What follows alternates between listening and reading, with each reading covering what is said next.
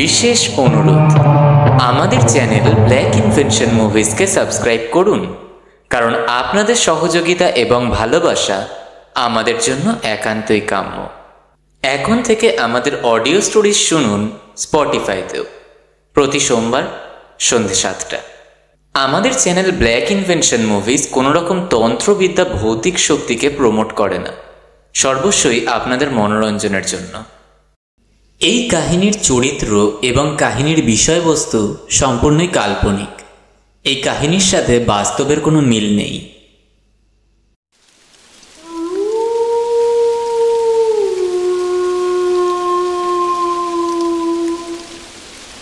Black Invention.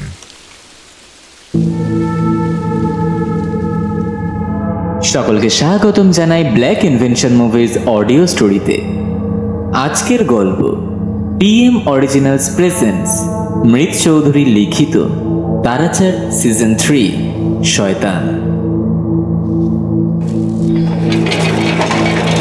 ভিলার দরজাটা খুলতেই পচা দুর্গন্ধের সাথে দমকা ঠান্ডা বাতাস এসে শরীরে ধাক্কা দিল।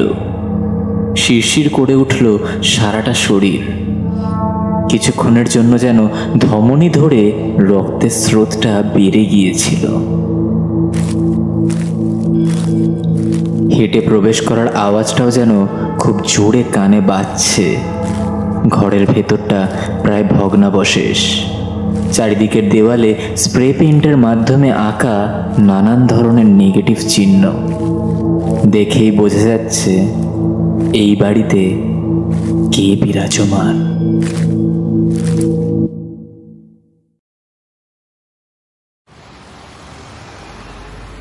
United states, Washington DC, Adamas Morgan. Tired অবস্থায় নিজের ঘরে শুয়ে আছেন তিনি। পরনে একটি ট্রাউজার এবং ওভারসাইজ টি শার্ট।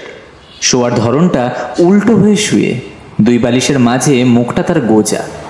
ব্ল্যাঙ্কেটটা একদিক থেকে অর্ধ ঝুলন্ত অবস্থায় বেড থেকে নিচে পড়ে আছে। সারা ঘরের দেওয়াল থেকে শুরু করে মেঝে পর্যন্ত বুকস অ্যান্ড নোটসের ছড়াছড়ি। পজিটিভিটি এবং নেগেটিভিটি মেশানো সকল বইপত্র। হ্যালো কাই, ম্যাক্স। এই সেই কাই যে কোনো বিপদকেই ভয় পায় না। নেগেটিভিটিও কাইকে নেগেটিভ বলে স্বীকার করে। ইয়া ম্যাক্স, মর্নিং। ব্রো, ফ্রি থাকলে আসবি ক্যাফেতে? ফ্রি আছি ভাই, বাট খুব টায়ার্ড আছি। একটা জায়গার বিষয়ে আলোচনা ছিল। কোন জায়গা? সামনাসামনি বলতাম, বাট এবারে ভূত নয়। দেন? শয়তানিজম, লুসিফারের ওয়ারশিপার্স। মাই গড। আসবি কি তাহলে? তুই বেরো, আমি আসছি। কাইয়ের ম্যানেজার কম এবং ভাই বেশি হলেন এই ম্যাক্স। বহু প্যারানর্মাল ইনভেস্টিগেশন, রহস্য, রোমাঞ্চ এবং শেষ কিনারা এই সকলের উদ্ঘাটন করেছে এরা দুজনে কিন্তু একসাথে। তাই এরূপ মিশনের কথা শুনে ঝটপট ফ্রেশ হয়ে নিজের 4 হুইলার্সটা নিয়ে বেরিয়ে এগিয়ে যায় ক্যাফের উদ্দেশ্যে।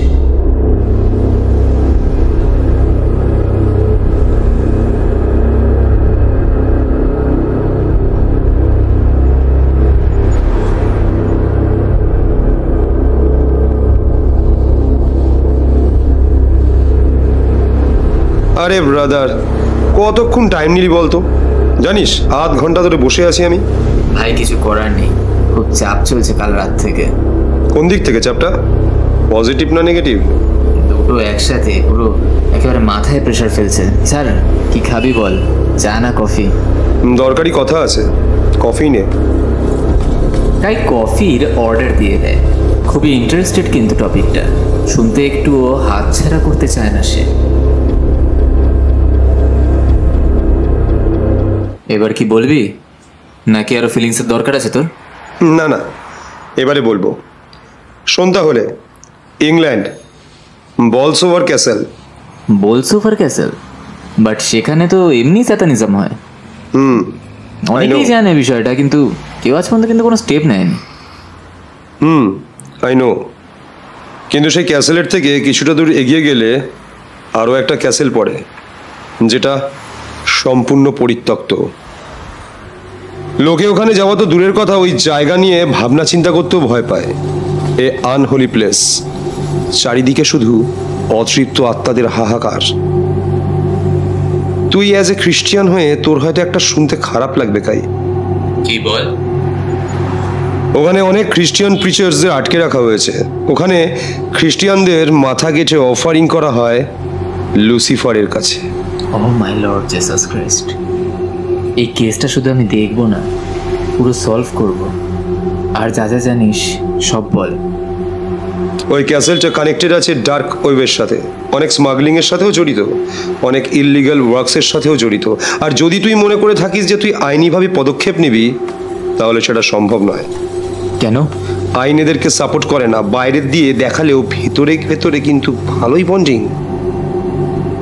মানে তুই বলছিস যে কোনো ব্যাকআপ নেই? না, নেই, কিন্তু আমি জানি যে তুই কেসটা সলভ করতে পারবি, কারণ এতগুলো খ্রিস্টান বিলিভার্স যারা বিপদে আছে তাদেরকে একমাত্র তুই বাঁচাবি, মাসিহা হয়ে দাঁড়াবি তুই।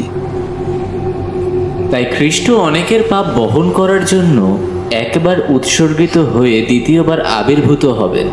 পাপের জন্য নয়, বরং যারা তার জন্য অধীর আগ্রহে অপেক্ষা করছেন তাদের পরিত্রাণের জন্য। সম্পূর্ণ বিপদগ্রস্ত স্থান, মৃত্যুর নৃত্যের স্থান সেই জায়গা, মৃত্যুর কুয়ো বলা যায় সেই জায়গাটাকে। নরকঙ্কালের ছড়াছড়ি, খ্রিস্ট বিশ্বাসীদের প্রতি অত্যাচার, ভালোর কোনো স্থান নিয়ে আসার কোনো আলো নেই, শুধুই অন্ধকার। তাহলে ম্যাক্স, যাবি কবে বল? তুই যেদিন বলবি সেদিনই। পরশুদিন এয়ারপোর্টে দেখা করছি। সন্ধ্যে 6টা, উষ্ণ ঠান্ডা বাতাস, আকাশটা বেশ ফাঁকা, তারাগুলো খুব উজ্জ্বল দেখাচ্ছে আজ। চাঁদটাও কিন্তু বেশ ফুরফুরে, কিন্তু মাঝখান দিয়ে ঝাঁকে ঝাঁকে বাদুড় উড়ে বেড়াচ্ছে। প্রকৃতি প্রমাণ দিচ্ছে অন্ধকারের ছাপ। বাড়ির ব্যালকনিতে দাঁড়িয়ে হাতে স্কচ নিয়ে এরূপ দৃশ্য দেখছিল কাই। আবহাওয়াটা ঠিক পোষালো না তার। ঘরে ঢুকে কাচের গ্লাসটা রেখে একটু বই পড়তে শুরু করলো সে, কিন্তু তবুও কেন জানি না মন লাগছে না তার।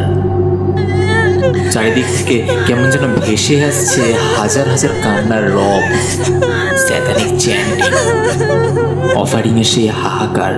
গা পাকিয়ে কেমন যেন বমি আসছে, শরীরটা অস্বস্তি করে উঠছে, মনে হচ্ছে এই যেন হার্ট অ্যাটাক হয়ে যাবে। মাথার দুপাশ ধরে যেন ব্যথা নেমে আসছে এবারে। যেই সেই করে বালিশের নিচে মাথা গুজে কখন যেন গভীর নিদ্রায় তলিয়ে গেল সে।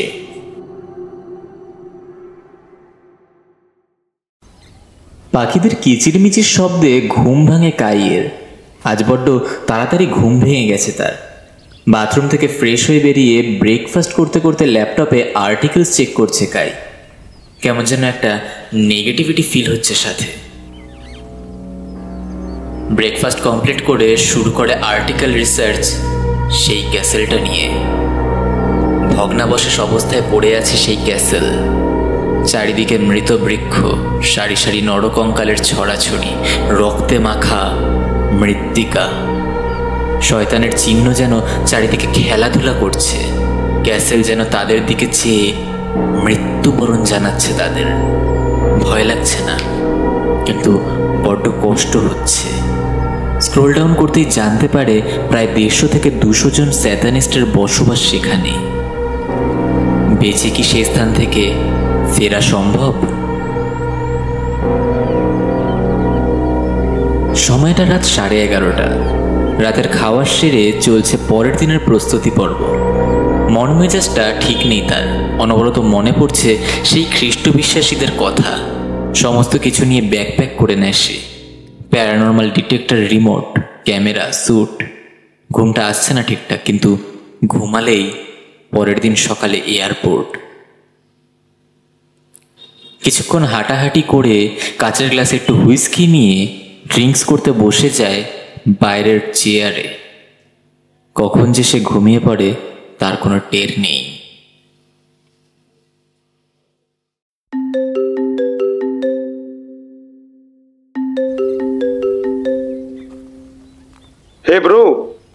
রেডি হয়েছিস?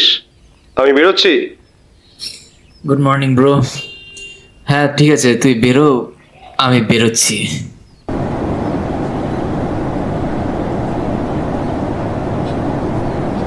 পাঁচ 5,917 কিলোমিটারের রাস্তা, Washington to England. Passenger plane ভ্রমণ দেয় ইংল্যান্ডের উদ্দেশ্যে। তাই? তাও আমরা কতদিন স্টে করবো ইংল্যান্ডে? দেখ, আজকে রাতে গিয়ে উঠবো হোটেল, কালকের দিনে আমরা যাব ক্যাসেলের সামনাসামনি, অ্যান্ড পরশু দিন সব শেষ। সব শেষ মানে? বোঝা যাবি। কাইয়ের মুখের আবভাব দেখে বিষয়টা তেমন সুবিধার কিন্তু মনে হচ্ছে না। কি প্ল্যানিং, কি করবে? বিপদে পড়বে না তো কেউ?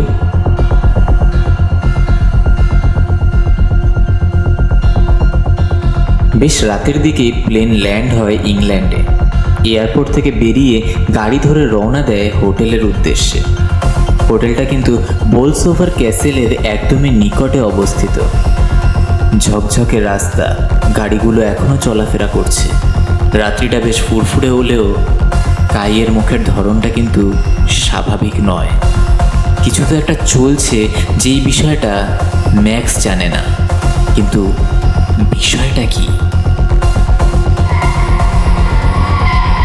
গাড়ি এসে থামে হোটেলের সামনে।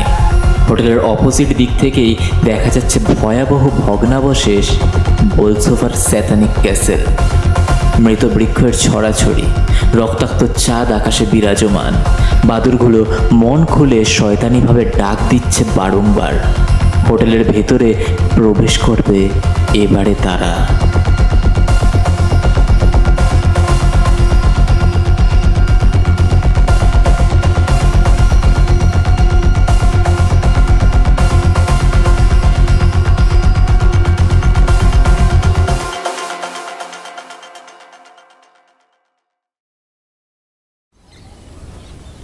সকাল গড়িয়ে বিকেল হয়ে যায়। ঘুম থেকে উঠতে উঠতে তাদের 5,917 কিলোমিটার ভ্রমণ করে এসেছে বলে কথা, টায়ার্ড তো হবেই। ম্যাক্স বাথরুম থেকে ফ্রেশ হয়ে বেরিয়ে লক্ষ্য করে কাই ব্যাকপ্যাক করছে। ব্রো, ব্যাকপ্যাক কি জন্য করছিস? অনেক সময় অনেক কিছু আনএক্সপেক্টেডলি হয়ে যায় ম্যাক্স। ম্যাক্স কিন্তু কিছুই বুঝে উঠতে পারছে না যে কাইয়ের মনে চলছেটা কি। হোটেল থেকে বেরিয়ে পায়ে হেঁটে রওনা দেয় তারা বোলসোভার স্যাতানিক ক্যাসেলের উদ্দেশ্যে।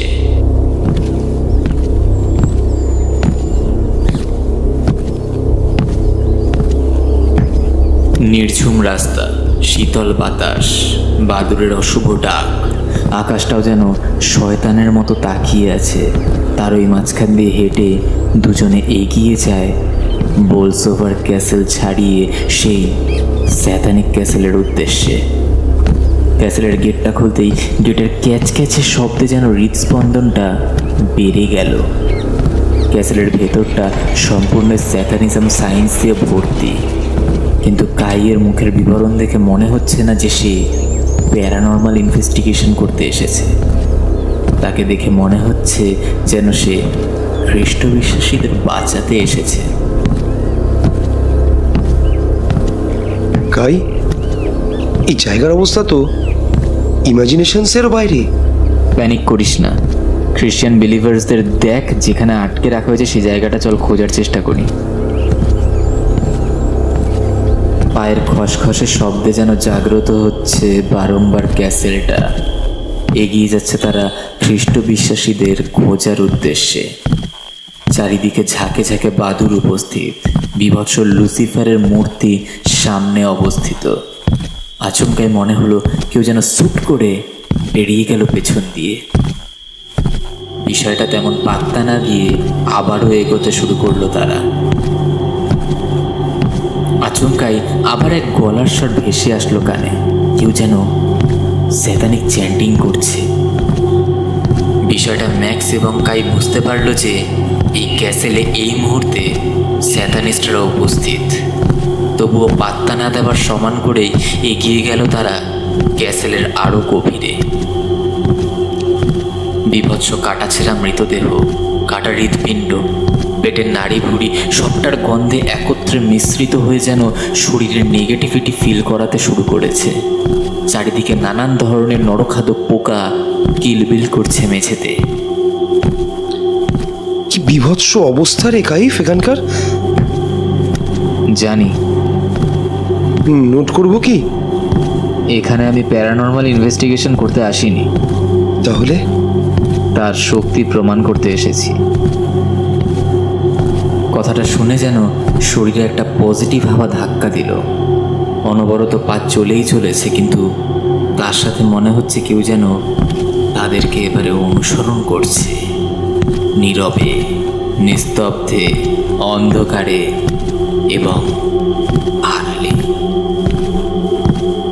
আচমকাই একটা আওয়াজ শোনা গেল। কেউ যেন প্রার্থনা করছে। ম্যাক্স, মনে হচ্ছে আমরা খুঁজে ফেলেছি। চল তাহলে।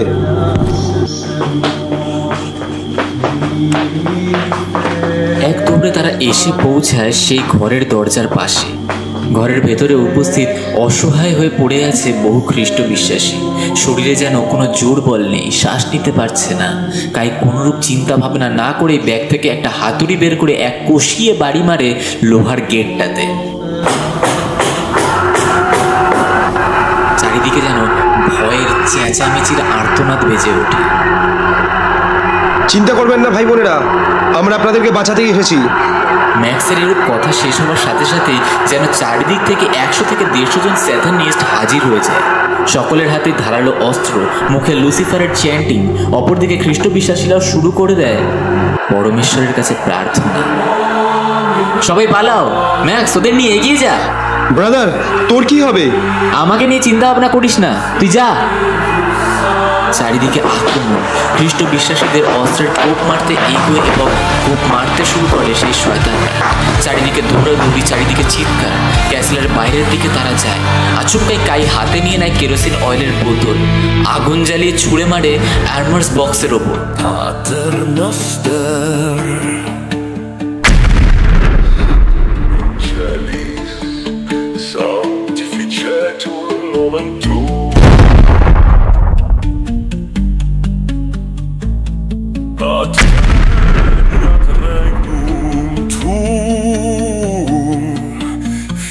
Fiat voluntas tua.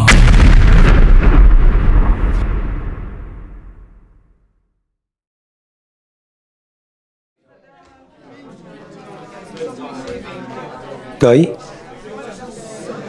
Kai? Are you okay? I am fine. বিলিভার্সরা কোথায়? ওরা সবাই এখন সেফ আছে। Thank you my Lord.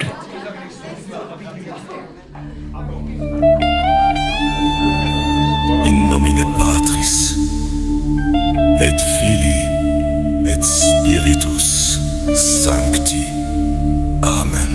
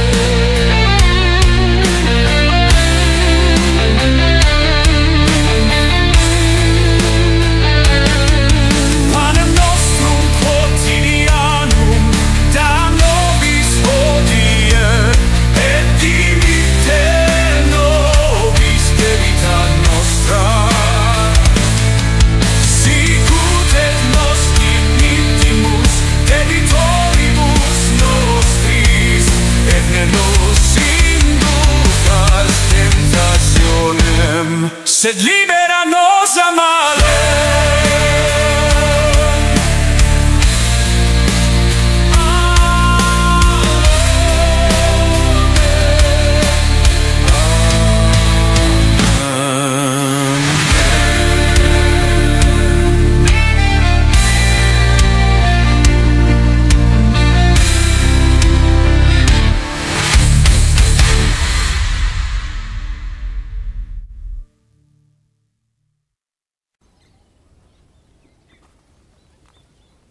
প্রায় বহু মাস কেটে গেছে।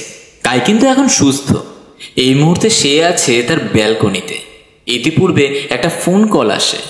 ফোন করেছে ইন্সপেক্টর ধ্রুবজ্যোতি সেন। কেমন আছিস কাই?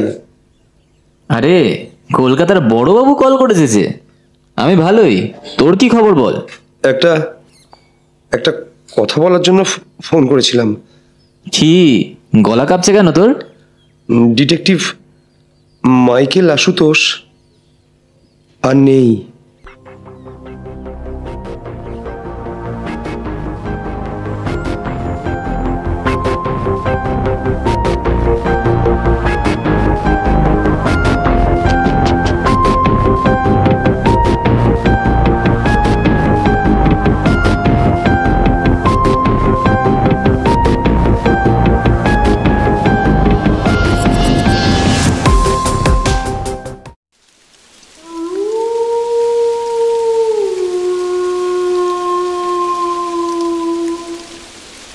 Black Invention.